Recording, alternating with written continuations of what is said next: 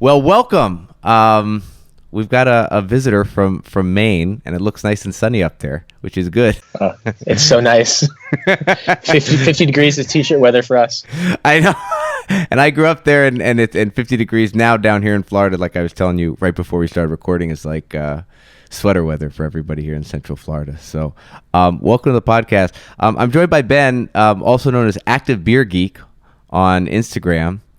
And you have the perfect, at least at first glance, like you're our demographic with BJJ and Brews, and you've done Jiu-Jitsu, and you're active in the beer community. So Yes, like I start with all the guests and just like, you know, like I was saying offline, it's like we're sitting on the mats, we trained, and I'm like, hey man, you're a cool guy. So what's your story? What's your BJJ origin story?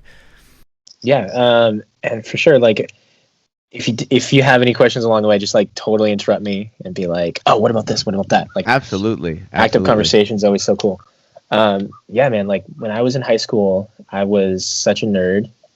Like I started the anime club in high school. Like I moved to a new high school, had no idea who anybody is, and then freshman year I started the anime club, which is totally the nerdiest thing in the world. And I didn't do any sports, no nothing. And my dad, my senior year, was like, man, you got to do something. And he made me do something. I had to choose. So I'm like, oh, I'll do wrestling. Cool, whatever, I'll do wrestling. And I fell in love with it. And I realized like the wrestling team was kind of like the anime club of like sports. Like it was like pretty like, it was the losers who were not losers. It was like the people who didn't click with anybody. It wasn't like, oh, the jocks or this or this. It was like the people who are in the corner on their own, but they're also like super athletic and like really into like that one sport, but like nobody else was. And we had like a team of 10 people. And yeah, and that's how I got into grappling. And then after high school, my dad was like, well, college doesn't really have any sports. And I was like, oh yeah, like, you know, we watch the UFC all the time and let's try jiu-jitsu. And it was kind of love at first sight, pretty young when I was like 17, 18. Okay, and where were you attending high school at the time? Scarborough High School over in Maine, Scarborough, Maine. Okay. And you told me that you actually originally were born in Florida, correct? I was, yeah. My dad was in the Air Force when I was born, so we moved to Maine when I was 2. Gotcha. So if you're a Mainer, they'll be like, you're not a Mainer. I'm like, well, my dad was in the Air Force. I would have been 3rd generation born, so sue me. That's awesome. So when did you make the jump into jiu-jitsu, and what's the jiu-jitsu community like in Maine? The jiu-jitsu community in Maine it's awesome now, and it's evolved so much since I started. Like when I was 17, I was like this super positive kid who like had a little bit of a wrestling background, not super athletic, very nerdy, and just like going to school for film and just like, yeah, like I love jiu-jitsu, it's so cool. And like back in like 2007, 2008, like if you were in jiu-jitsu class, you're probably a bouncer, or you were probably like, I don't know, like a fighter, right? There wasn't a lot of sports yet. It was building, sports was coming, and there was a couple people, you know, in and out who were like chill and didn't have any, you know, fighting aspirations, you know, besides the sport. So I feel like I was like the only kid in the room that's just like, I like jiu-jitsu. And everybody's like, yeah, so I bounce at this place and this place. And like, these guys are fighters over there. And everybody's like jacked. And I'm just like, hi. So that's kind of like when the scene started, and it evolved pretty quickly to be the sports scene that it is. And the gym that I've been attending since the beginning with my instructors been evolving like crazy with the sport. And yeah, now I feel like there's way more gyms than there ever was. And yeah, the sport's been so proliferated in the state. It's been like the community's so tight, but so, I don't know, everybody knows each other. Like you go up to Augusta, you're like, oh yeah, go train with these guys, go train with those guys. So I feel like that's everywhere though. Yeah, I think the jiu-jitsu community, like a lot of communities, whatever I would imagine it's probably similar when we start on the topic of like beer and microbreweries and stuff. It's like that community is probably surprisingly small once you get into it and start to know people. What year did you start training jiu-jitsu? And yeah, so what year did you start training jiu-jitsu? 2008. 2008. So at that time, what was the colored belt scene? Because in 2008, especially in Maine, I would imagine if there's a purple belt walking down the street, they're kind of like the resident badass, you know? So what was like the demographics in terms of colored belts, and when were you guys able to see black belts? That's a good point there. So Maine kind of has this one dude named Bruce Carlton who He's retired EMT, the person that rides on the back of the I'm probably getting the acronym wrong, on the back of the ambulances, but he's been doing jiu-jitsu since he was probably in his 30s, and old school dude, like used to compete in Vermont and Maine back in the early 2000s, and he kind of started this underground scene with jiu-jitsu, and like a couple other people were doing it if there was an MMA school, but it wasn't really like a jiu-jitsu thing, right? Like jiu-jitsu wasn't by itself. He was either attached to something, or Bruce was doing it in his basement, or like it wasn't like you could do a gym by itself in 2008. And then my instructor came around 2006 or 7. His name is Alexi Cruz Pickerel, and he came from Brazil, and he had 3 straps on his black belt. Now we looked at Bruce and we're like, oh, he's a brown belt. Oh my God. Like everybody was a white belt. Maybe there was 1 blue belt in the room. And then there was Bruce. And then Alexi came, and we're like, what are those stripes on your black belt? What does that even mean? Like, this is crazy. And he came from the source, right? His instructor was Ricardo De La Riva, and he was De La Riva's first white to black belt from start to finish. So, Alexi's big prankster, like, a 20-year-old in an older person's body. I'm not going to say how old he is. He'll probably make fun of me for saying how old he is. But yeah, he's a big prankster, super lighthearted, always playing jokes on people, brings the feeling of the room, much more lighthearted. And I feel like that's what I fell in love with in the beginning, was just like the wrestling was so like, and then I was like, yeah, I like wrestling, but like, it just seems so sometimes, like all like too much. And then Alexi came in and was like, yeah, you can still be like that, but we can still joke around and have fun and still have a really good time. And I'm like, okay, I like jiu-jitsu. Like jiu-jitsu people can be really chill and then turn up when they need to. And then, which I think is, I don't know, the nature of the sport, like the interval of like, we're chilling, we're smashed, we're chilling, we're past, But yeah, I mean, when he came, it was like, oh my God, there's a black belt with there's a black belt, let alone a black belt with multiple stripes. And we're like, what does that even mean? And then Bruce would dismantle everybody in the room, and then Alexi would come and just dismantle Bruce like it was nothing. And we're like, what? Or like, there's levels to this, right? Like, sometimes you don't realize there's levels until you see like something happen. There's usually a moment in the sport where you're like, okay, there's levels, and I'm watching this right now and seeing the next one. And then so at some point later on down the line, you're like, I'm just watching the next one. Like, it just keeps happening. Mm-hmm. Where had Bruce acquired his knowledge, and who was promoting him to get to brown before the arrival of the 3rd degree black belt? So Bruce, I never trained under Bruce. I trained when Alexi pretty much got here, but okay. Bruce was training with us, and I knew Bruce since I started. So Bruce was never actually directly my teacher, but I knew of Bruce, and that's my connection with him. But he was training in Vermont, and I'm trying to remember his original teacher.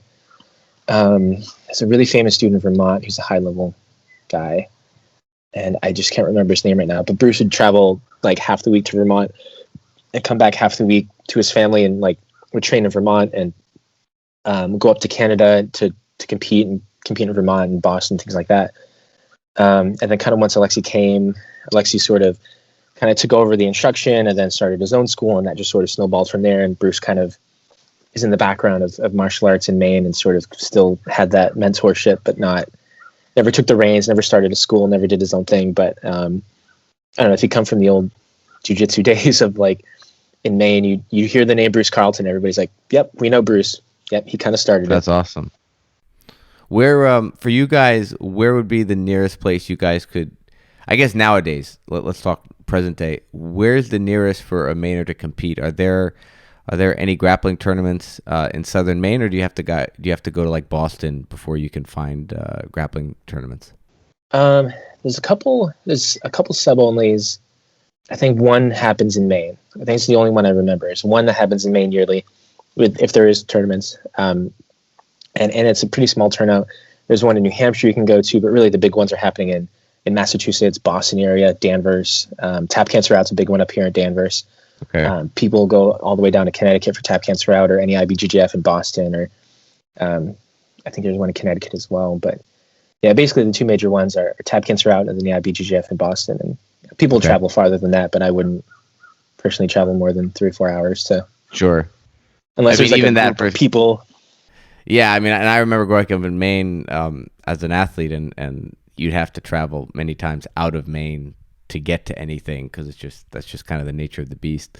But when you're in a more populous, dense area, I can see why the guys in like Southern California are spoiled because there's so much talent and availability in such a tight area. So it's really cool. It's funny you mentioned De La Riva because one of the guys I know here in Central Florida also got his black belt from Ricardo De La Riva, which is kind of interesting. So it's such a small world.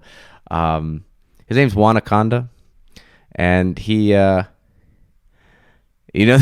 There you go. He's a very, if you run into him, you wouldn't forget him. He tells a lot of stories. In actuality, the previous podcast we recorded, actually Juan happened to stop by and jump in on that. So he talks a little bit about his story. But yeah, he's a Ricardo De La Riva guy, and there's a connection between De La Riva and Laborio, which is part of the lineage I'm under right now. So oh yeah, I got something to tell you about Laborio, man. He was doing the seminar that I got my black belt at, actually. Really? He helped tie the black belt around my waist. It was great. How about that?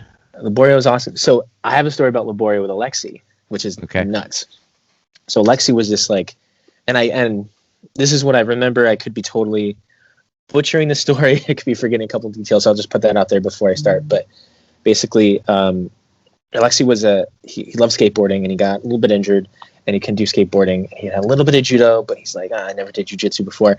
And he walked into this gym, and Laborio was, I think, a purple belt at the time. And Laborio was teaching, and Laborio would come up to Alexi and go like, oh, hey, do you want to try it? Alexi's like, oh, no, I don't want to try. And so basically Alexi would watch class for like a couple weeks at a time. Never doing it, just watch. And then every day Laborio would be like, hey, Alexi, you want to come try? And he's like, no, not today. And then one day he goes, okay, I'll try, but only with you because you seem like the nicest guy in the room, and I want to try it with somebody who I think knows what they're doing, and that's how Alexi started. No kidding. And this was, do you know where in Brazil this happened, or? I want to say it was Rio. I know Alexi grew up in Belém, okay. And he brought jiu-jitsu back to Belém after he became a black belt, and he opened up a school in Belém, which is still around. So he's, I think, to my knowledge, he's kind of like the grandfather of jiu-jitsu in Belém. Okay. But he got his black belt in Rio, and then went back to his hometown of Belém, brought jiu-jitsu over there, and it's like a thriving thing now, kind of similar to how Maine is, where it didn't have anything before, and then Alexi came in, brought this positivity and this awesome vibe, and it just sort of became what it is now. Doesn't seem like vibrant as like Boston could be, but like definitely for Maine, like there's a bunch of schools now, and every kind of major area has their own sort of pocket. Mm-hmm. So if I'm doing the math right, and you said you started around 2008, correct? Mm-hmm. So that's like 13 years for the most part, right? That you've been training. Did you? What's the longest break you've had when it's come to your training? Probably COVID. COVID. Okay. You never suffered any major injuries that kept you off the mats for an extended period of time? Not really. That's good. I've never been super competitive. No, I've never been a super competitor, I should say, in terms of like going through a bunch of like training camps to do stuff. And I've seen people get injured mostly in the camps, not the actual competition. I've been just a sort of, average, avid jiu-jitsu person, always looking to learn and train and help teach. But yeah, COVID was the longest just because the gyms were closed for such a long period of time. And, officially we're now open right now. And I say that intentionally. But yeah, everybody started buying mats about 4 or 5 months into the pandemic, and it started being like, okay, come to my basement. Garage. Yeah, everyone's garage or basement kind of became a gym. That's awesome. It was great. And as a black belt, everybody's like, you should come and we'll have a black belt on the mat. So I was like, so I got a lot of mat time. I felt really thankful for that. So yeah, that's awesome, dude. So what, from jiu-jitsu, what is your okay, so jiu-jitsu is something, obviously a big part of your life. You've been training it consistently. What is your vocation? Vocation. Good question. So right now, I part work for myself. I'm a photographer, videographer. I build websites. I sometimes work on a food truck. One of our purple belts owns a food truck and a restaurant, so I'll work for him sometimes. And then What when kind I'm of not food? doing all of that, Japanese street food. It's amazing. Ooh, It's so okay. good. If you're Very ever in good. Portland, you gotta go to Mommy. Okay. It's a little hole in the wall. It's not super big, but they make some really good food. And they started off with a food shop for a number of years before they did that. That's awesome. Okay. But when I'm not doing all of that, also I helped start a delivery company last year called Car Hop, which I'm wearing one of the shirts. There you go. Which nobody in Maine knows what In-N-Out Burger is. So like we've spoofed this logo, and And like they don't get where it's coming from. Yeah, I guess. yeah, and you know that because Mainers will look at the shirt and go, "That's a nice logo," and you're like, you have no idea what that is. Yeah. But if they know, they're like, "Oh, In-N-Out, I loved In-N-Out," and I was like, "You didn't?" It says Car Hop, and they're like, "Oh, it says Car Hop." Like it's one or the other. It's never like they get it at first, but yeah. So it's a delivery company. We're the only delivery company in Maine that can deliver alcohol. So that's where we started. And then when we went to food, basically we're the only ones that can deliver alcohol for restaurants in Maine, and we're the only one. We're not the only ones, but we can deliver medical retail cannabis for Oh, nice. card holders. So we're kind of like Drizzly, Weed Maps, and Uber Eats all in one. Very cool. And I mean, I don't want to go too out into the weeds here, but how much time did it get to, I would say, secure the rights to be able to be the exclusive, deliver of alcohol? Like, because that's something in urban areas. I'm not saying, Portland, Maine's certainly urban, but compared to, urban areas like Chicago or LA or Miami, that kind of thing, it's stuff like Uber Eats and this concierge type stuff where everybody's ordering stuff on their food and getting delivered, especially with COVID, is just like ubiquitous and commonplace. So, how I much never time ordered did it anything delivered in my life before I had this company. I've never ordered anything delivered. Yeah. So I guess my question is like, coming into the scene where this is still a relatively new idea, like how long of a process was it to, I guess, navigate the red tape that you need to navigate in order to get this stuff done? Well, so we started December 2019, and I'll try to make it quick because I know it's not about Car Hop, but we started December 2019, and we worked with the state to be regulated and compliant with delivering alcohol, because technically we're not delivering on behalf of the store, the brewery, or the distillery, whatever it is. We're delivering on behalf of the consumer. So therefore, we are representative of the consumer. That way, we're not considered a third-party delivery company. So in that sense, that's how we started the company. We didn't think about food until probably June of 2020, when all the taste rooms and sort of all the bars started opening back up for outside seating. And we started seeing alcohol sales go down a little bit. We said, okay, let's try food. We have a lot of vendors who do food as well. Let's put them on. And that is kind of what snowballed into being predominantly food delivery company now with a lot of alcohol options, retail, breweries, distilleries, any cocktails to go from restaurants.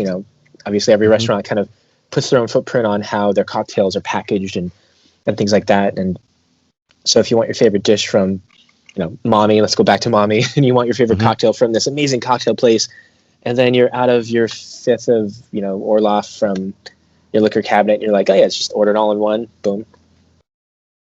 Okay. Very cool, man. And you have like a fleet of drivers that are doing this for you, picking stuff up and delivering. 30 drivers now across the state, and we're all the way from Bangor down to Kittery is where we operate. So okay. Yeah, I was going to say, how far, northeast or down east do you end up extending so you get to Bangor? That's awesome. Oh yeah. Right on. Basically any of the bigger markets. And we're trying to grow. We're trying to get into Brunswick soon and other areas where we can, definitely help, because we don't charge restaurants any commissions either. So that's how we can help them with, alcohol delivery, number one, because nobody in Maine can do that. Number two, we don't charge them any commissions. So we don't try to take away from their margins, which are already... Gotcha. Yeah, for sure. Okay, so I said at the beginning, your handle is Active Beer Geek. Tell us where the beer comes into it. There we go. As we crack open a microbrew for the... I didn't have this right outside of the frame or not. Let's see. So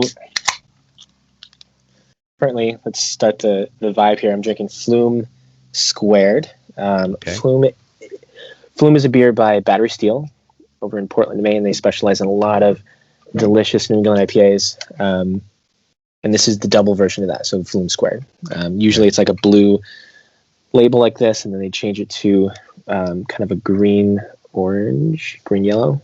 This is like a new thing I'm seeing with breweries and I mean relatively new, where they're getting cans and they're getting this great print that they can just kind of put on each side, but you can easily remove it and recycle the can without the label on it, and it's just it's a really badass look. And it's just little innovations with this stuff. I know that there's a lot of residents, because I lived in Colorado for 3 years, and there's a lot of reticence back.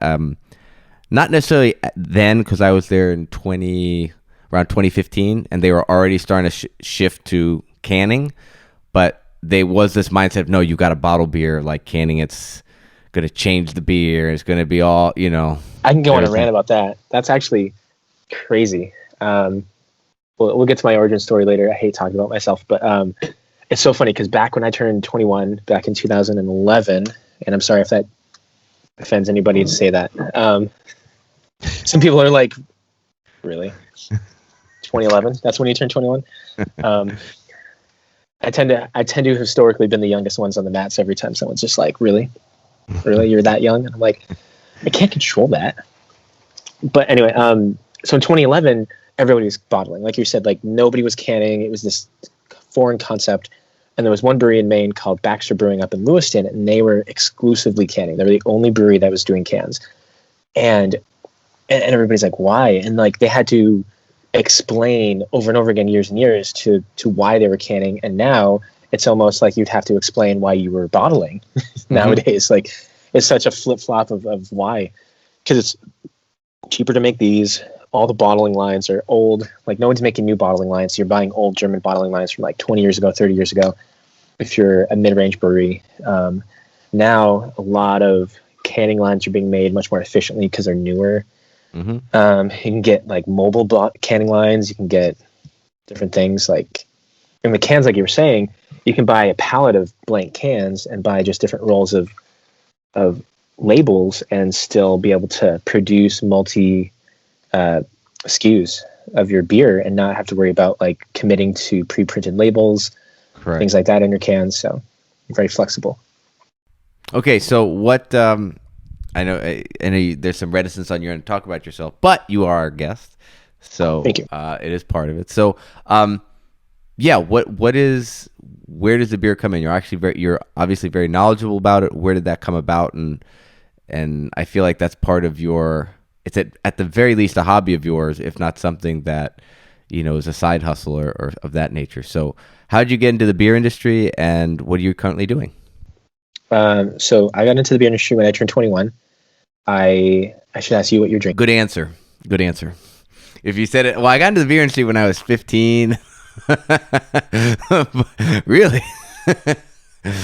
Yeah, my dad was a brewer. It's like passed on generationally. We did it in the garage legally. Don't worry. No, exactly. No, my dad didn't. Actually, my dad barely drank growing up. So I always wondered like how I got into it really. But so I had a roommate who would bring home beers and I loved them, and it was local, and I hated like going to parties and trying like really watered down import beers. And all of a sudden he was bringing stuff from Shipyard. And yeah, Shipyard can have a bad rap now, but when there was 32 breweries in Maine, as opposed to the 154 breweries there is right now, there wasn't a lot of local options. So like 32 breweries meant like, oh, Shipyard was in every store. You can easily get Shipyard.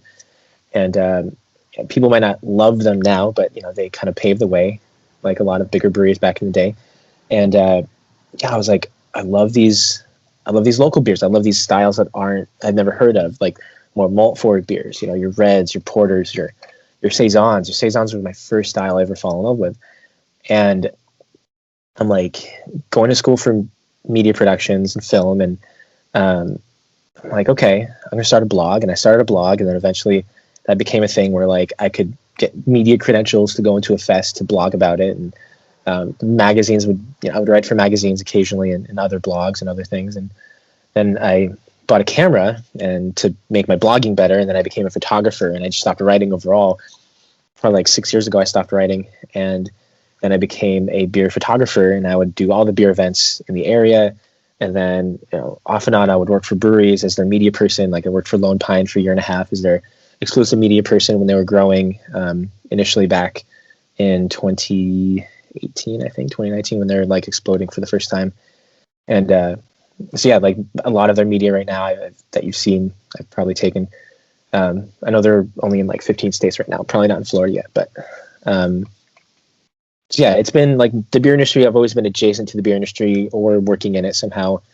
And even now, like with Car Hop, that's kind of how I got into it when they're like, yeah, we don't charge our vendors any commissions. And I was like, oh, so you can help my brewery friends delivering their beer direct to consumer and we're not charging them anything? Like, hell yeah. Like I'm still adjacent to the beer industry. We can still help them out. And that was the whole point of, when I jumped on in last year, but. That's cool, man. So all told, how many years now have you been active? From blogging all the way through the photography and the current work you're doing? I'm 31, so about 10 years. 10 years now. Yeah. Okay. So what has changed in those 11 years that you've seen in the industry? Obviously you're in the brewery side, and even the little I know, again, this is what happens. Like I went from being order a Heineken at the bar to living in Colorado, getting exposed to living right next to New Belgium when New Belgium was still an employee-owned company, and all the local breweries in that whole area. Then you start, now what are IPAs, sessions, and saisons, sours, all that stuff. And all I also heard was, how much the microbrew industry was starting to eat away at market share from the Anheuser-Busch's of the world in terms of, just beer sales in the United States. But besides that trend, I heard like what local guys were doing, how they were working, to do kind of, I guess you would call it sustainable, but working with local farmers when it comes to what do we do with the old hop or the hop husks and all this stuff and all this cool stuff they were doing. So obviously a bunch of innovations. What have you seen in those 11 years in New England and Maine specifically that's changed from when you started to what's going on to current day? Man, so much. Number one, we kind of invented a style, New England IPA, which I'm drinking right now. I did not purposely grab a New England IPA. Okay, so what is a New England IPA? Educate me on this, because this is where I can be educated. So how is that different from a regular Indian Pale Ale? So I think the New England IPA is named as such because it was popularized in the New England area. Breweries like Hill Farmstead, breweries like Treehouse, Bissell Brothers in Maine, things like that. And I feel like a New England IPA is the lack of using any specific vernacular. Like, people say now West Coast IPA versus East Coast IPA or New England IPA. And it's like, I think they're all just an IPA. Like you use a lot of hops in them. But to define a New England IPA, it's hazy. It can be juicy, tropical. They're the IPAs that you can give somebody that are like, I don't like IPAs. And like, oh, what kind of IPAs have you had? They're like, oh, like Sierra Nevada's pale and like all these other. Like, okay, there's a little more piney, a little more bitter. And they give them a New England IPA, it's a lot more tropical and fruity. And, the bitterness is still there, but it's hidden behind a lot more flavors that people can sort of enjoy. So it's not relegated necessarily to a certain profile of hops. It's more. It's not. It's more just. There's a lot of common hops that are used, I should say, but there's no there's no affix like you have to be using Citra for these or anything like that. No, not at all. So excuse me. There's like if you look at the IBJCP or the what's the other conference? Basically, the judging criteria of what the style is. There's no like you have to use these hops. It's gotcha. I think color, consistency. Obviously, hazy is part of it. So I think if you look at the IBJCP, which is the International Beer Judging Certification Program, they have criteria for styles of beers that you can. That they would judge your beers on if you were to submit your beer as a brewery to them for accreditation or for an award. And a lot of festivals, a lot of conferences use the IBJCP rule set and style guides for like local competitions or anything like that. So if you're a judge for a local thing, you'd be IBJCP certified most likely. And they would have consistency of flavor and color and ABVs, but they don't call them New England IPAs. They call them hazy IPAs. They call them hazy and hazy double. Gotcha. Okay. So Okay, so it's kind of a mixture. Yeah, so it's kind of like New England IPA is, maybe officially they'd classify it as a type of hazy, but in terms of the fact that we use West Coast, East Coast, New England IPAs regionally, it kind of falls in that class. What's funny is you were talking about the rule set, and you said IB and you said some letters, and I was thinking IBJJF rule set, and I was like, can you reap in this? Like, are you allowed to heel hook now? Can the leg come across my hip? So I have a shirt amazing. That says IPA JJF, and it has the lion, but the lion looks like a hop. But it literally is the same color and everything. And if you're a jiu-jitsu dude, you look at the shirt for a second, and you're like, IBJJ. Wait, no, it says IPA. It's the best shirt I have. That's amazing. How much? I would imagine you've been able to travel somewhat. At least, so what are some places you would recommend traveling, both for jiu-jitsu and then also in terms of people that want to check out cool styles of beer on the local scene? Let's start with some craziness here. And I mean craziness isn't like just pull from left field. If you know me, I love Iceland. I've been to Iceland a couple times. Oh, I love Iceland. So you need to go to the BJJ Globetrotters camp. I know. I got to do that. So it's highly. I mean, and now I think Iceland is allowing people in as of this recording. 2 nights ago. 2 nights ago. Okay, 2 nights ago of this recording. So we're recording on March 21st. Okay, I'll just say it for everybody, where it's like people, if you've been vaccinated and have proof of a vaccine, you're allowed to enter the country now. Or if you previously had it and had a PCR test. Oh, really? Okay, there you go. So Iceland Air has the article out that if you have vaccine or you've been positive with a PCR test, not a rapid test, then you're good to go. You don't have to quarantine, I think, for 5 days if you don't have those two requirements. Gotcha. Which is still not a long time for quarantine either. So, and Iceland has a lot of delivery companies that you can take advantage of. So yeah, so Iceland. So back to Iceland. Wonderful. We both love the country. Phenomenal. Yeah, phenomenal place. The Maine Brewers Guild hired me to. So there's a little bit of an explanation. So the Maine Brewers Guild has this thing called the Maine Beer Box, and it's basically a 40-foot shipping container, right, like a big box. And it's a refrigerated shipping container, and they tore one side of it, and they put 80 individually regulated beer taps. And basically, they filled the shipping container with 150 kegs, shipped it over to Iceland, hosted a Maine Beer Fest. And then Iceland put their kegs in it, shipped it over to Maine, and then we had an Iceland Beer Fest here. So that was the inaugural year for that. And a lot of the reasons because of Iceland, because we were partnering with Imskib, who's a big shipping container company and logistics, and they're stationed in Iceland. So we kind of took care of them at the same time. There was a lot of mutually beneficial things happening. But so I shot how the thing was made, and then we went to Iceland, and I got to meet a bunch of people. And then since then, I've been visiting Iceland every year if I could, because the beer industry there has been awesome. It feels like Maine, like 5 years ago, like very camaraderie, very like, and this Maine is still that way. But when it goes from like 75 breweries to 150, it's like the camaraderie is there. Just it feels different. But yeah, Iceland just feels like Maine back in when Maine was trying to really make something with the beer industry, and like you feel that energy, and you feel their try, and like the jiu-jitsu scene's there too. Like Mjolnir's there, Gunnar Nelson, all those guys are super cool to train with. So yeah, that's awesome. So you did get to train at Mjolnir and take some classes there. I did. Awesome. I didn't get to train with Gunnar. He was, I think, in Ireland or something when I was there. But what about oh God, I don't want to butcher it. Haldor?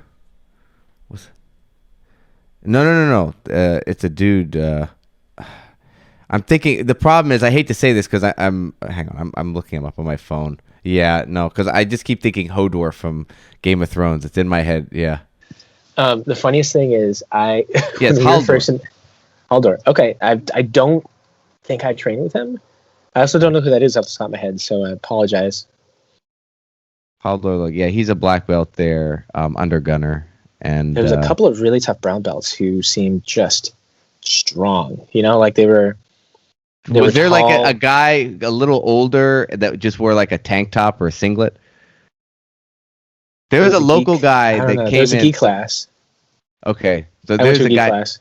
You went to a geek class. I mean, we probably met the same people because I can Maybe. only imagine it's a handful. But I love the facility. I now wish every gym had a sauna, an ice bath, and a jacuzzi, intergender in a gym everywhere I go because it's amazing. Like I went to a Geek class and they were teaching it in Icelandic, and then somebody raised their hand, pointed to me, and then the instructor, who seemed, I don't know if it was like annoyed, but he just seemed like, oh, right, and then like said the same things in English, and I was like, I'm sorry, like I got how you were doing it, like I watched it, I can probably figure it out. Thank you for doing it in English, I appreciate it. What belt were you at the time?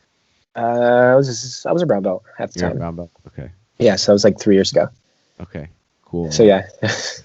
That's it was awesome. just so funny because they're like, "Oh, brown belt from America." I'm like, "Yeah, not a competitive, like, not somebody to write home to mom about." So don't feel bad. Like I'm not. Don't feel like you need to do anything. I'm just here to train. I love you guys. Like love Iceland. I'll be here all the time. And I just remember like they were teaching in Iceland, and he goes, points and says something in Iceland, points to me, and I was like, what? And then he's like, oh yeah. And then like, oh, you passed like here, do that. I'm like, oh, okay, thanks. Appreciate it. Yeah, thank you. That's cool, man. All right, so well, I'll hardly recommend Iceland for jiu-jitsu as well, and just to visit. If anyone out there is remotely intrigued by Viking culture, you're that's like a mecca. Like you're gonna go there and kind of understand why so many people saw that as kind of the land of the gods, so to speak. Just beautiful. Just wild, just in terms of the natural beauty and how diverse it is, just incredibly wild. So I have a lot of fond memories about my 2 weeks there, and it was just 2 weeks, but I was able to pack a lot in. I want to go back there in June this year. So every June, if you ever heard of the Westman Islands, or I think they're pronounced Westmaner Islands, you drive from Reykjavik. It's like an hour drive south, and you take another hour ferry down to these islands. And there's a lot of puffins on the island, so they're known for like their puffin. They have a puffin museum. Beautiful. There's like a former active volcano that has a lot of history to it. And there's a little brewery in the island. There's only like 4,000 people in the island overall. Sure. And there's this tiny brewery that does super modern style beers. Like they come to Maine all the time. They brew like pastry stouts, New England IPAs, crazy stuff, barrel aged things. And they're in the middle of nowhere in this island that's in the middle of nowhere. And in a country that's in the middle of nowhere, like it's crazy.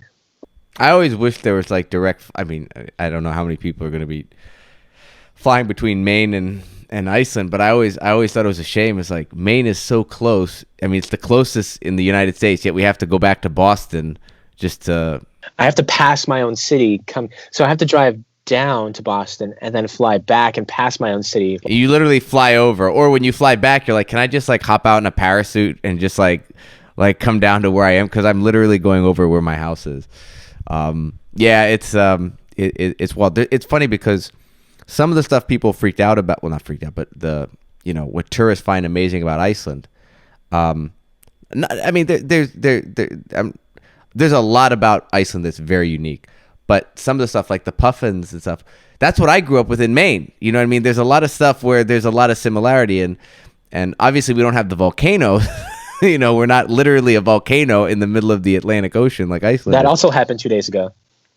Oh. Yeah.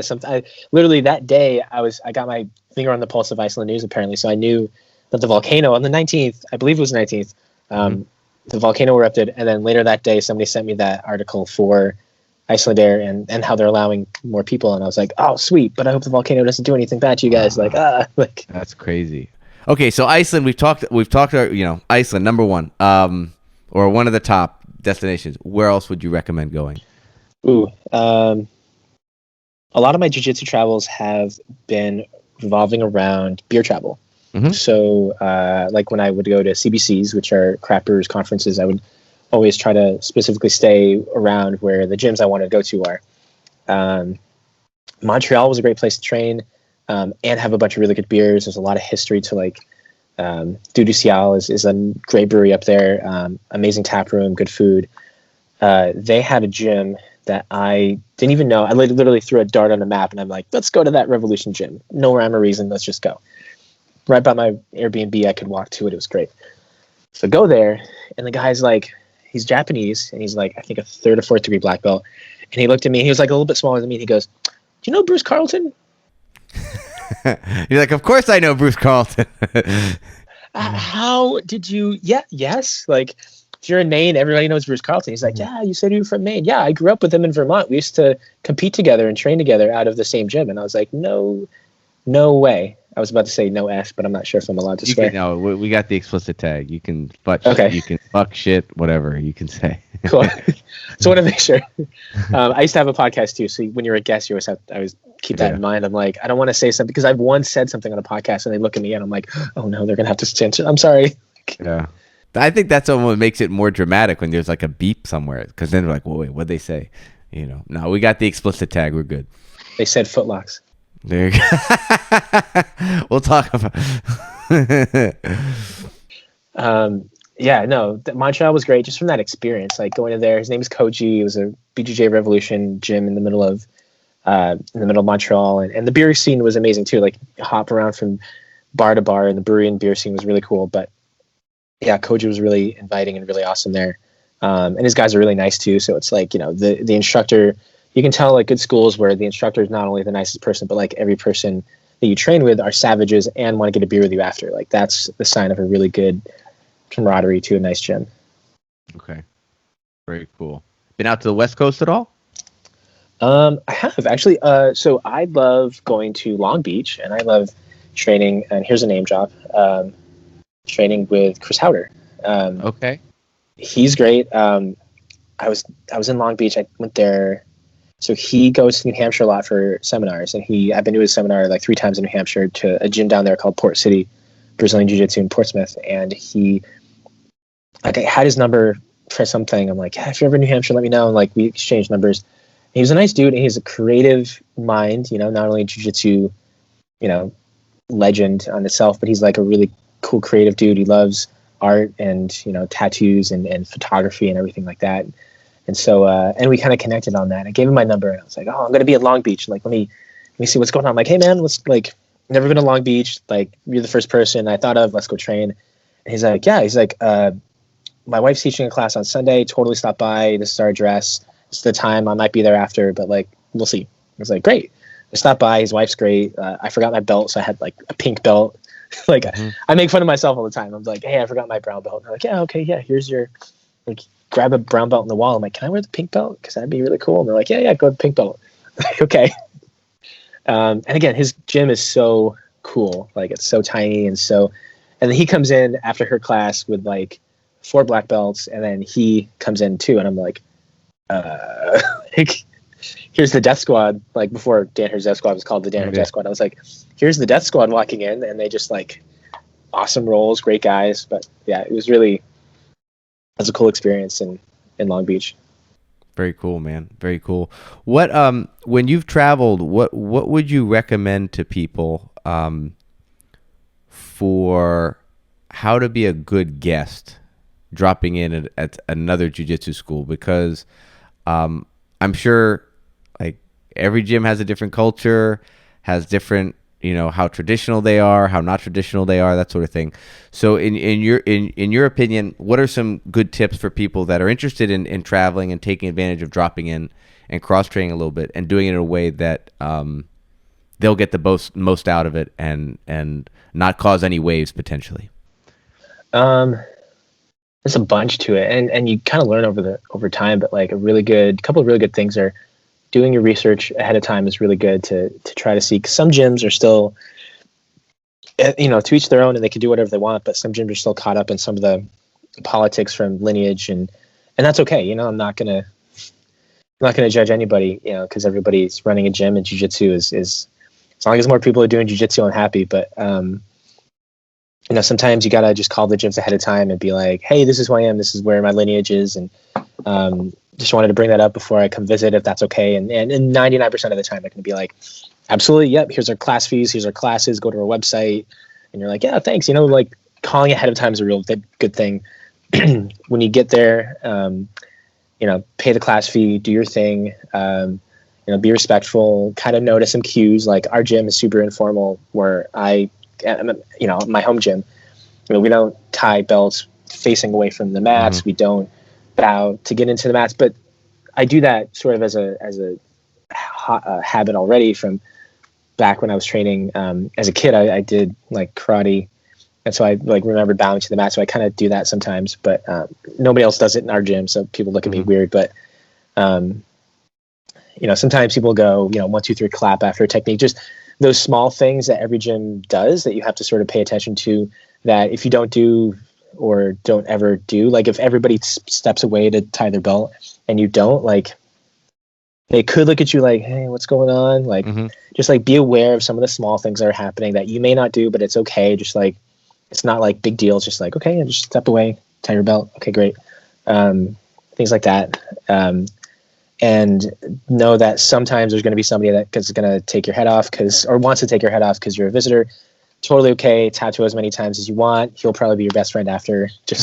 But like, there's going to be somebody, and that's okay. Cause like, imagine someone was coming into your gym and like, you had no idea who he was. And like, obviously I try to walk into every gym I'm visiting with like big smiles, handshakes to the room, go to everybody, handshake, even though if nobody else does it, that's how our gym does, like handshake everybody. Hey, how's it going? Hey, how's it going, Ben?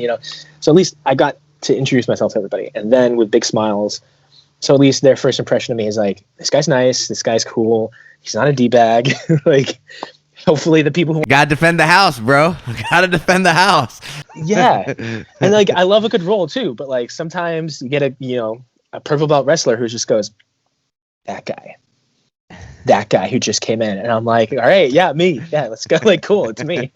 And you just got to be okay with that. And if he's gonna like neck crank me or something, like, yeah, great, it's not my gym. What am I to complain about rules if it's not my gym?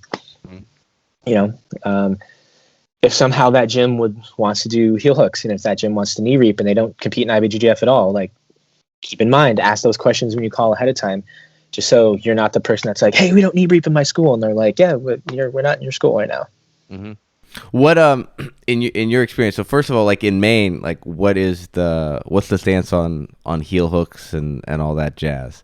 Is that like open territory? Is it like no, we don't do that? Or like, I think it depends on which school you're in. Our school is pretty IBJJF compliant, I would say, in those words. So we do teach and we do train in IBJJF rules. Which is kind of how I was brought up, but that doesn't mean that if I go to another school in the area and I'm aware of it, because cross training isn't super frowned upon here because there's not a ton of gyms to not cross train with. So as much opportunity as I can, I try to cross train as just to broaden the knowledge and to build those bridges between the schools so nobody has bad blood with everybody. But yeah, like you go to some gyms and it's no gi, like I expect I'll get knee reaped and heel hooked if I leave my foot there, and like that's on me. What am I going to do? Yell at them because I went into their gym in their class and said, hey, we don't do that? Like that's not, I don't think that's fair. Yeah, for sure. But yeah, and it makes me better. Like if I go to their gym and they start doing that stuff, I got to be aware of certain techniques that maybe I'm not used to doing in my gym, and that makes me better. But okay, now at your gym, do you have any no-gi classes or exclusively gi stuff? Okay. We do, yeah. Sundays, actually, today was our no-gi class of the week, so we try to do it more often when we can. All right, and for you, do you have a preference, gi, no gi?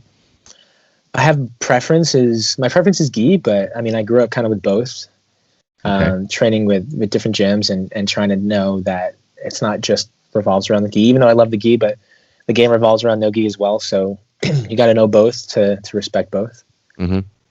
Very cool. So, in terms of, going back to like dropping into gyms and stuff, what is one of the crazier encounters you've had dropping into a gym without, naming names or incriminating people, but like, I don't think there's been any negative. Oh, I'm not necessarily looking for negative. It's just like you said, I mean, what you said about Chris Howder, where it's like, well, I went to a class and then he showed up later with all these black belts and we got to roll. Like that's a pretty badass story right there, So it was great. And then he just bought a Sony camera and I just bought a Sony camera.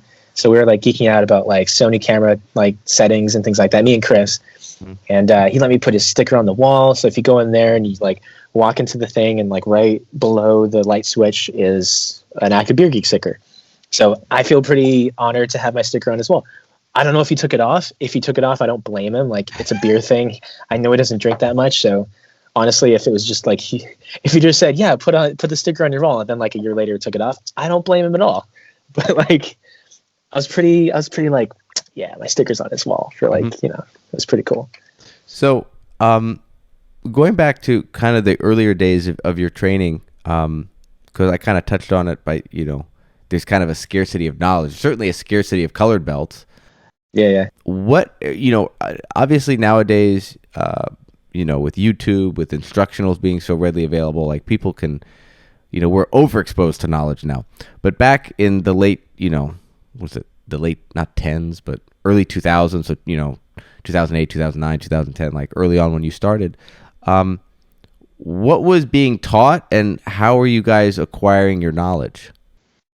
I mean, Alexi was my teacher from the beginning, and he did, it was pretty basic stuff. It is funny how you do realize like that the game has evolved over time, and if you have a really, I don't want to say really good instructor, because I feel like every instructor is good, but if you have an instructor that adapts to modern games sometimes, and they'll start to do like bearing bolos when it comes out, and start, they'll start play, and you can see the progression of like they'll start playing with them in roles before they'll teach them, just to kind of cement some of that technique before they put it out there to be taught. But like, I just remember Lexi, like sometimes he'll try stuff and I'm like, man, he's been doing this a lot, and then like a month later he'll like do a 2-week thing on it, just because like I know he wanted to like get out all of the cobwebs from the techniques and really hone it up before he like gives it to us as like, here, I want to teach it to you to like put it into your Rolodex. But bearing bowl is a good example of that. But like,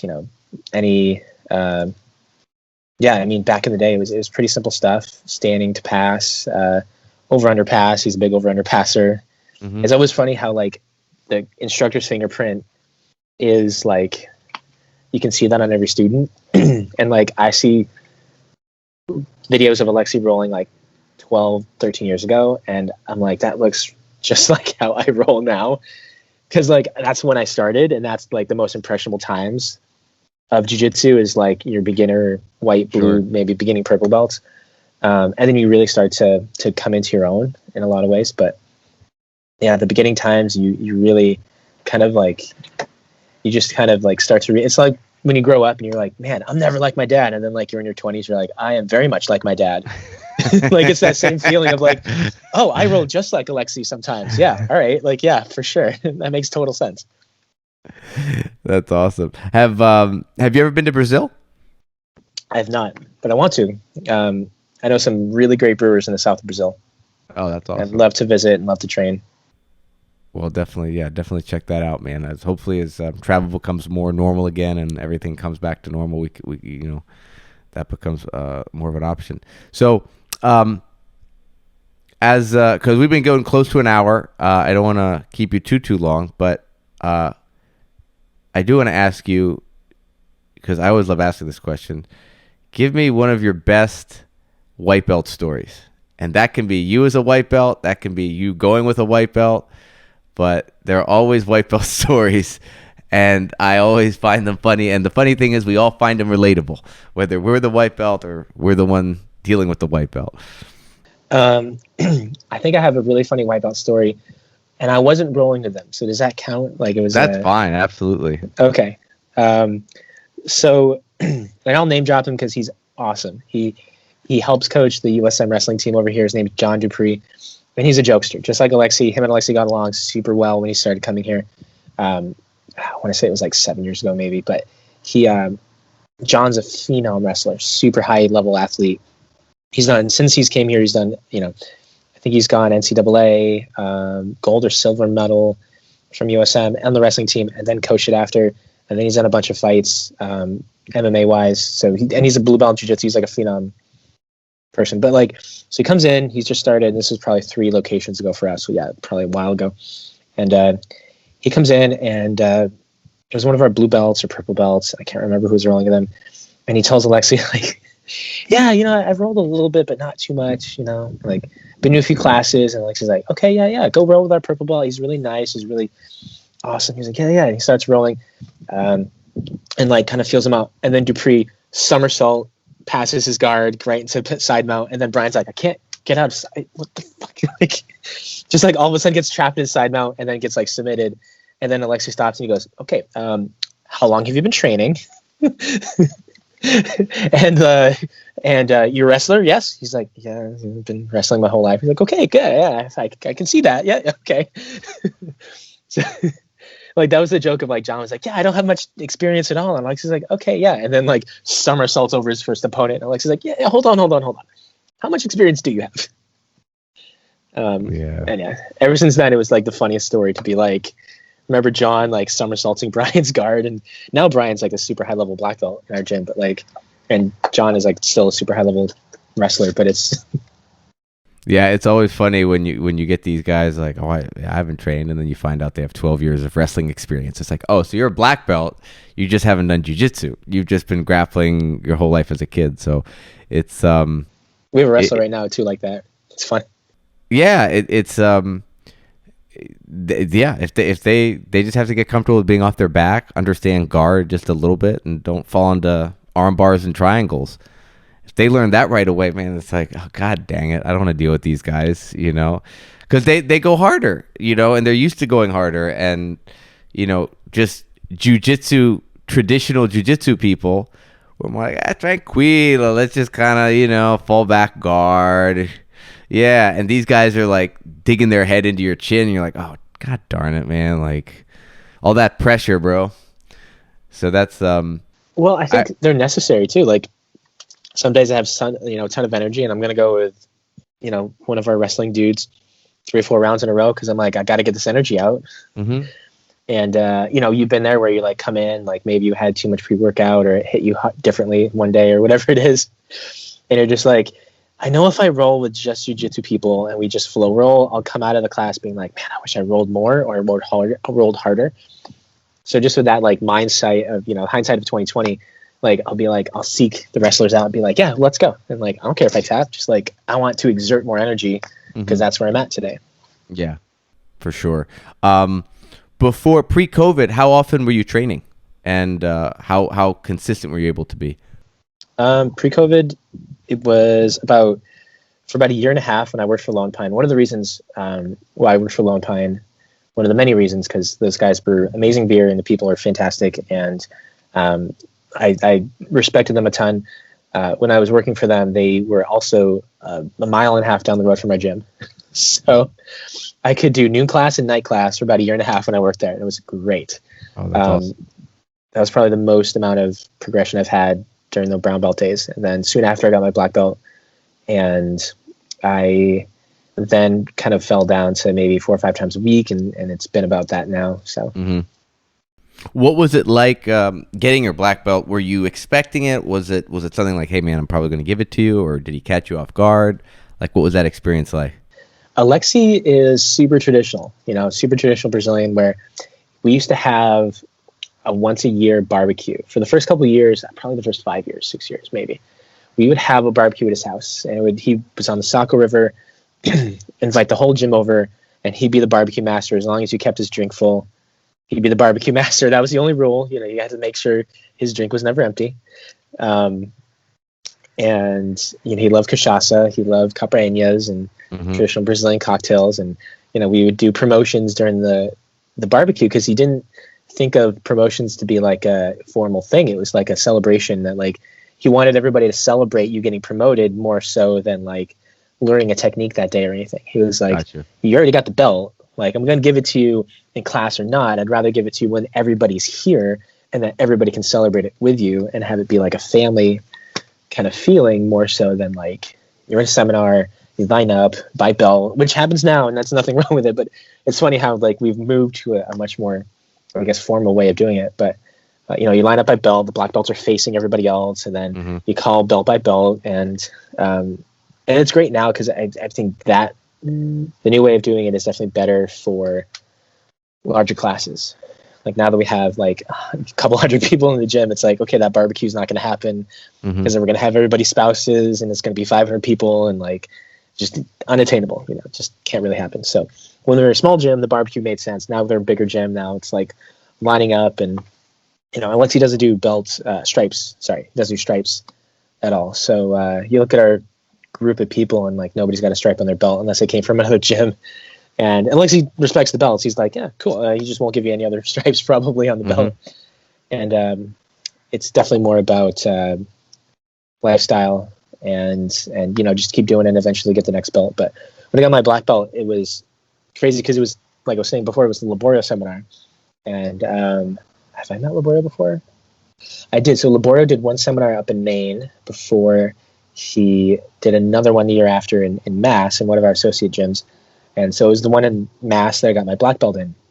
So I know Laborio. I did basically, I didn't have a partner that day. I didn't really do any of the techniques. I was recording video and photo and lined up. And then Alexi was like, and Alexi loves to play pranks again, like I always say, but he did all the belts.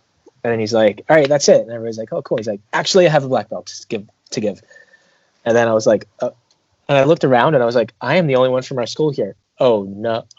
Like, then it starts to come into you because you're like, yeah, like, he's already gone over the belt colors and we're at the black belt and I'm the only one at our school here. And then it just starts like weighing you and you're like, no, that's not. And then he like starts telling the story. And then you're like, that's me. And you're like, oh, no. Like, oh, no. And then you're like, I didn't prepare anything. Because, like, there's always the Brazilian joke of, like, speech. And I was like, speech. I'm a horrible public person to begin with. Black belt. You got to give a speech. I know. It's like, I don't know. It was, Laborio was definitely really helpful with that because I love podcasts. I love one-on-one speaking, but I guess I'm just not the best at public speaking. But with Laborio, he initially started to he had, so I had a lot of in my past some bouts of losing somebody dear with cancer, and just letting you know, I did lose a wife to cancer a little bit ago. Sorry, my girlfriend just passed me another beer, which I'm not even halfway done with my first one, but she's a saint for bringing me another one. So I lost a wife to cancer when I was 23, and Laborio knew that. And I didn't go, like, Alexi kind of touched on it, but not really. And then Laborio, like, looked at the room and sort of, like, compared, I think it was his mother who he lost to cancer. His mother or father he lost to cancer. And he, like, and I was already kind of, like, a little crying. And, like, I feel like I blacked out through half that. Yeah. But he did a good job with just kind of, like, intruding and be like, yeah, we, you know, and had his story. And I was like, oh, thank you for, like, bringing me out of the limelight. I appreciate that. But, yeah, it was definitely an unforgettable thing. That's awesome, man. It's cool that you know, they made an effort to make it special for you, because I think that's obviously you've been doing this a lot longer than I have, but just what I the little I'm starting to pick up is and I'm sure, you know, you can say if someone's a good coach in terms of their ability to teach, their ability to build a community, like their different criterias, but one good characteristic I think of a good coach is they know that getting a belt, at least in jiu-jitsu, right, is something that doesn't happen often, and they try to make it special each time for that student, you know, and they want to make sure it's not just, you know, yeah, come on up, all right, you know, like we I'm not going to go into details because I don't want to incriminate too many people here, but I was at a promotion where an instructor was like, hey, you, what's your name? Yeah, come on up here. And it was like, didn't know the guy's name, you know what I mean? It was just super awkward. It's like, you know, make it special for, even if it's a stripe, you know what I mean? And I think in this case it was a stripe. I don't think it was a belt. So, you know. Well, that's like, Alexi, when he did the barbecue thing, it was because he said, you know, everybody gains their skills from your jiu-jitsu family. So, like, why celebrate it by yourself when you should celebrate it with the people who made you better? And everybody should feel that, like, it is because of your teammates that you're better. Mm-hmm. So, yeah, why not celebrate it as a group, not just, like, you know, and everybody, and when that mentality is set in the room and, like, that sort of thing has been sort of done. And sorry, my dog is eating over here. But I don't know if you can pick that up on the microphone, but yeah, it's just everybody makes everybody better on the mat. So that's the whole point of like celebrating it as a group. And then people aren't like, oh, this is an individual sport, because it is. It's like wrestling. It's an individual sport, but also a team sport.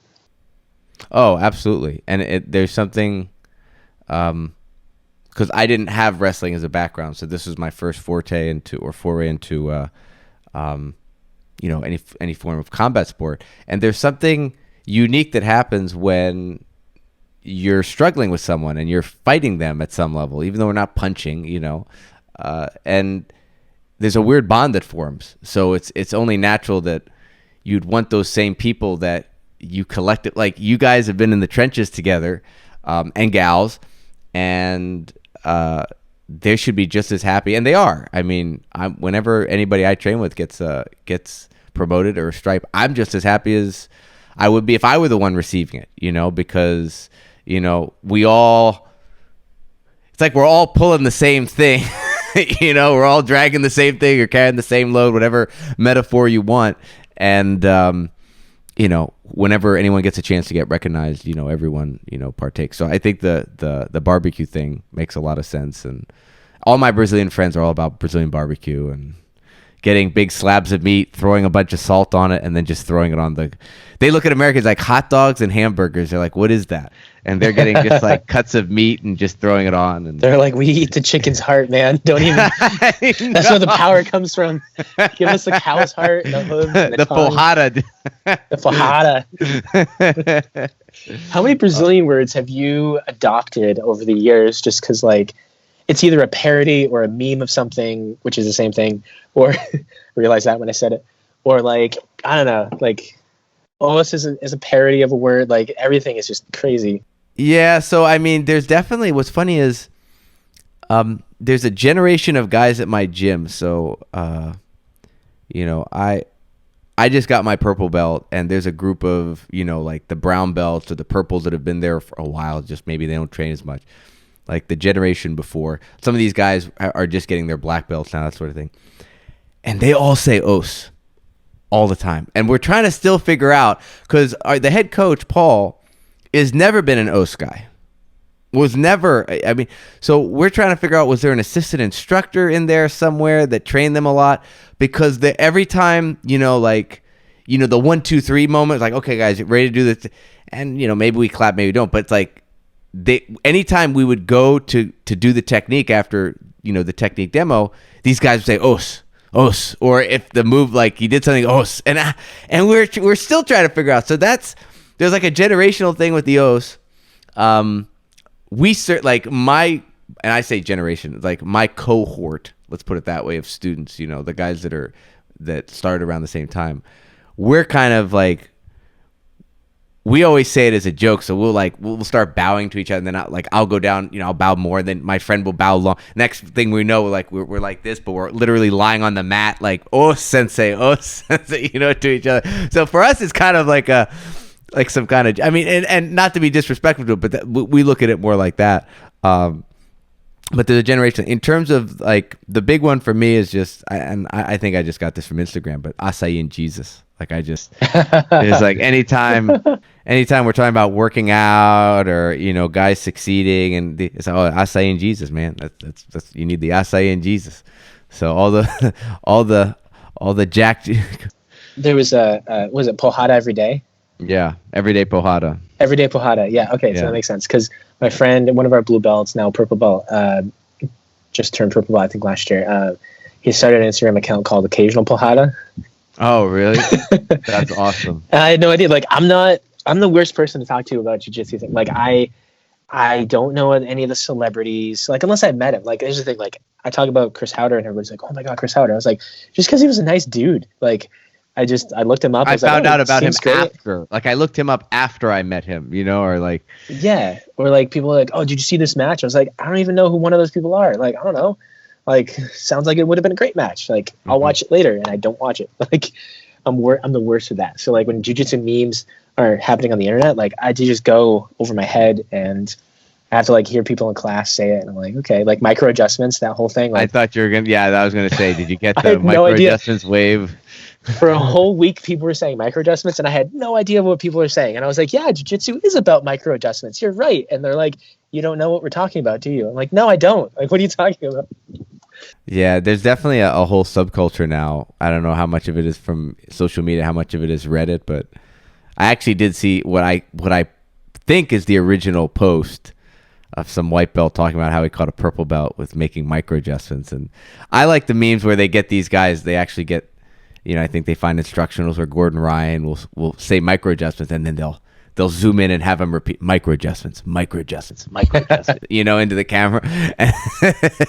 So I think, it's fun. Yeah, it's funny. It can be overwhelming because there's just you go down the rabbit hole of just scrolling and you see a technique and suddenly you start thinking, you realize you have to develop a filter for this kind of stuff and what works and doesn't. And I think now it's like I was curious about how you guys were learning and you had the luxury of having someone that had extensive experience teach you firsthand. And I know like the closest gym to where I grew up in Maine is called Acadia BJJ. Yeah, And those guys are great. yeah. Okay. So, yeah. So, and I don't know if he's been promoted. He might have been promoted by now, but at the time, a few years ago, the owner and head instructor was a 4-stripe purple belt. So when you're okay, cool. So he went down to was it Mass? He's under Pellegrino, right? Port City, yeah, Pellegrino. Okay, so Port City is under Pellegrino as well. So Okay. Acadia will come down to Port City for their seminars and their tournaments, seminars and classes sometimes to get promoted or just to support those guys. But yeah, Acadia and Port City definitely have an affiliate with Pellegrino. Okay, that's awesome. So, so yeah, I mean, it's not uncommon, especially back, 10, 15 years ago that, you were a blue belt, you could be teaching white belts and stuff. And now, there are a lot of brown belts and black belts walking around. So, I mean, that's like Cyborg's history, right? Like he was a blue belt in the middle of nowhere and he started teaching and opened a school, and now he's who we know him to be today, right? Like it was crazy. I actually didn't know that story about Cyborg. His, So where did he start? I don't know what city he started in, so I don't know much about his history. I just know he did a seminar. How was he not Portland. a savage the whole time? Like, look at him. Like, the guy's he's always been a savage, but he's just never been like, didn't go through the traditional pedigree of jiu-jitsu in terms of like having a purple or brown black belt until starting at school. Like he had a blue belt, and then he's like, well, I'm in the middle of nowhere, let's just start it now. And then became the savage, over time, became more of a savage than he is. But his fiance is, what's her name? His fiance trained in Portland at another gym in Portland, Maine. And Portland, Maine. Yeah. So she lives in Orlando, and that's how they started dating. And now they're engaged. But she brought him up to do a seminar when they were going to go to like a family friend's wedding. And shoot, the name's on the tip of my tongue. And I know her; she's great too. I remember training with her way back in the day before she left for Orlando. But yeah, so they came up and saw her. It was super cool. Maggie Grandotti, yeah. Okay, That's her name. And she, Portland, Maine, born and raised. Maybe not Portland, but somewhere else in Maine. But yeah, she brought him up and brought him to her, first gym in Portland and the academy. And I went to that seminar, and like Cyborg was still like just walking around. Jesus, my man. I Jesus. He probably ate 6 acai bowls for breakfast every day, man. He's just so like, he was so good. He was so nice and so good. He was so like thankful. Cause I bring my camera to every seminar. I pay for the seminar. I bring my camera and I just give the photos. Who cares? Like it's for everybody's use. Like jiu-jitsu is supposed to be community. If you want to pay me for them, great. If not, I'm not asking for it. But, yeah, he was just like, oh, thank you for photos. I'm like, yeah, man, here you go. Like, I don't care. Like, thank you for the techniques. I still use them today. Actually, it was really cool. But yeah. What's another cool seminar you attend? Like because seminars are very hit or miss. I mean, obviously it's great to see the person get exposed, but doing what, being able to get knowledge that you can actually take and apply is a totally different story. So, what are some of the highlights for that? From his seminar or from no, in general. Ooh, okay. Like obviously you're speaking highly of Cyborg seminar, but any other seminars that kind of So Alexi's a 5th degree black belt, and the other instructor in our association who's that high of a rank is Andre Dedeco. And Dedeco is another 5th degree black belt. Him and Alexi grew up together and then realized they both moved to the Northeast and then started New England United, which is a big association of a bunch of gyms in the Northeast. And Alexi and Dedeco are sort of the higher ranking people in the association. And Dedeco's seminars, and Dedeco comes from a different body type. Like Alexi's sort of a mid-range, like he's not super tall and super short. He's a good athletic build. And the Dedeco's a little shorter, a little stockier. And I feel like me and Dedeco's body type, when he teaches things, I connect a lot with Dedeco's seminars. And I still use probably every Dedeco seminar I've gone to. I use some of his stuff just because it's some of those things that I just keep in my head because I can just connect quicker with my body type. Mm-hmm. Same thing with Laborio. Like Alexi tells me how like Laborio had like the best arm bars ever, but he was so short and stocky. He would just get him so tight. He would climb and get an arm bar, but like it was the tightest thing anybody's ever felt. And I still have some takeaways from both Laborio seminars that I still use actually. Very cool. So yeah.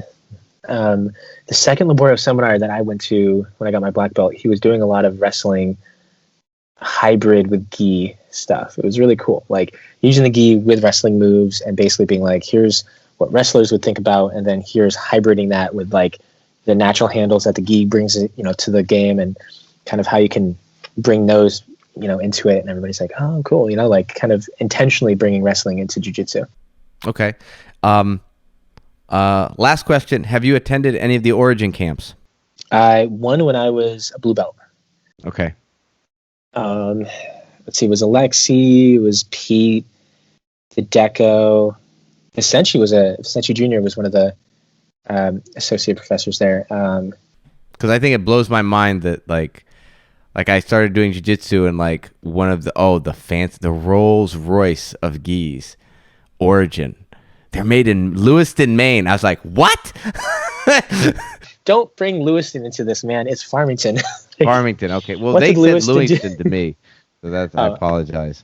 No. Lewiston is less favorable than Farmington. Okay. No, Farmington's great. Farmington's a little more north. From Portland, Lewiston's about an hour. Farmington's about 2.5. Okay. So a little bit farther up there, a little bit more into the woods. And I knew Pete before he started Origin, and I think I pretty much only have purchased Origin since I turned like purple belt or something. Like all my gis are Origin, because like you just drive up there, try the gis on, and like say hi to Pete, go train with some freaking burly mountain men in his gym who work at the factory. That's awesome, man. I mean, the only thing is like whenever I go to someone that wears an Origin, I'm like, oh, my fingers, thank you. Like I can now grab grips and they're so good.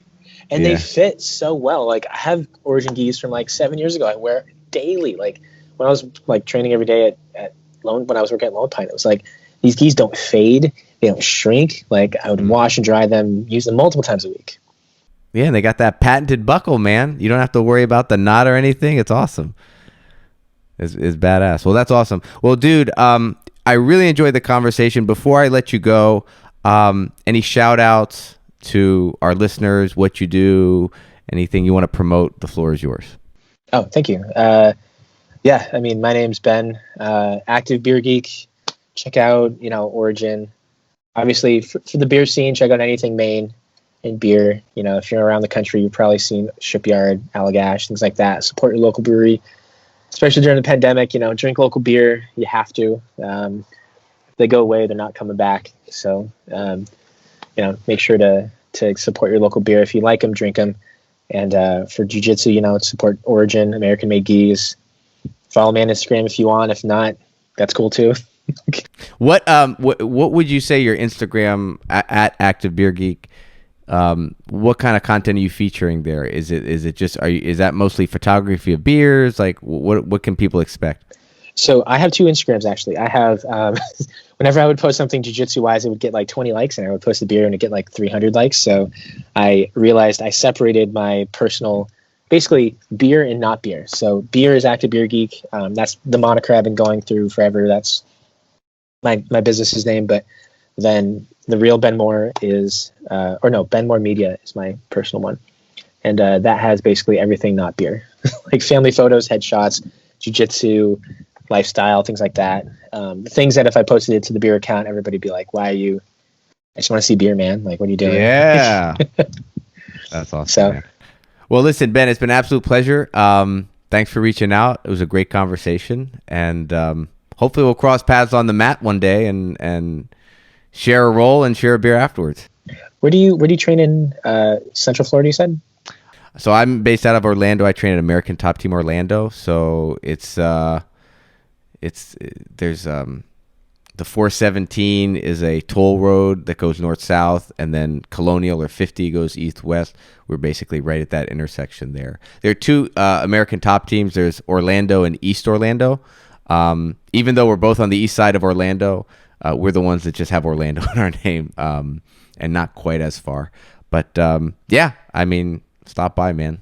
Love to have you. For sure. Last time I was in Orlando, I wanted to train with Laborio, but he was out of town. But I was shooting photos for Warrior Combat Gym. Rajan owns that. He's like, what's the name of the gym? Relatively new. Warrior Combat something. Warrior Combat. Let me. He went to so I met him at an Origin camp. Really nice dude, and he just opened this gym. Just got his black belt around the same time I did. Super nice guy. It's in Orlando. They do adult classes, big kids program too. So they're in Lakeland. Gigantic kids. Gotcha. Lakeland. Yep. Okay. Just outside of Orlando. Yep. Yeah. Actually, I think I went to an American Top Team in Orlando. I just forget which one. Was it called Black Box? I don't. That's remember. the one in Kissimmee. Maybe it was Glenn? That one because I remember did you meet a guy named Glenn? Maybe it was so apparently nobody was there because it was like tournament weekend or something, and I texted Laborio and he was like, "Yeah, I'm not in town, but like I think it was his nephew, somebody Laborio was running that one, and he wasn't even there, and it was like 4 people in a no-gi class, and I was like, you know what, I'm happy just to be here. Let's just train, man." So it was fun. I remember that. Yeah, it's honestly, like, again, I haven't been in the scene too long, but I've just really pretty much just trained at my gym. But I do know, like on Sundays there's like a pretty big open mat that bounced around certain gyms, and now it's at a gym in Orlando, so people go there. And on the MMA side, on the west side of Orlando, there's a gym called Fusion XL, and that's where a lot of any fighter, well, not, I can't say any fighter, but if there's a MMA fighter that's in the UFC that's fighting out of Orlando, chances are they're fighting out of that gym. So the biggest guys, like Jacare, is currently fighting out of that gym. Mike Brown's from Maine. That's right, man. Yeah, that's Mike right. Brown went to USM actually. Yeah, and I mean he's doing awesome down there in South Florida. Yeah, the guy I always remember as being the main guy was out of Bangor, the Irish hand grenade. What's his name? Marcus Davis. What is he up to? He moved down to Raleigh, North Carolina, I believe. Oh, really? Okay. Still teaches down there, still doing his thing. He came up for a wedding, one of my friend's weddings, who is an old school MMA guy in Maine, and got Marcus Davis to come up for his wedding. And yeah, I remember meeting Marcus at the wedding, and it was just like you're a savage. Like, there's some people you meet, you're like there's like scar tissue everywhere. It's like just like like every eyebrow had been like split open multiple times. But he was still super nice. I mean, his wife was great too. Everybody was so nice. But I love going to weddings from like fighters, because just like everybody in the wedding tend to be fighters or jiu-jitsu people, and they all are just like, yeah, when can we take these suit jackets off and like go drink? Oh yeah, there's some, yeah. You got to be careful. If you're the photographer, you're going to be taking some incriminating photos, man. It gets wild with those guys, man, for sure. There's always some discretion with being a photographer. You always capture something, and you always have to be like, again, play the room. Don't assume anything. Just like always ask, like, hey, like, what do you think about this photo? They're like, that's great. Don't post that. Okay, you got it. Won't do that. Thank you. That's awesome, man. Well, listen, dude, it was an absolute pleasure. Thank you so much. And catch you down the road, all right? Catch you down the road. Thank you so much. Got it.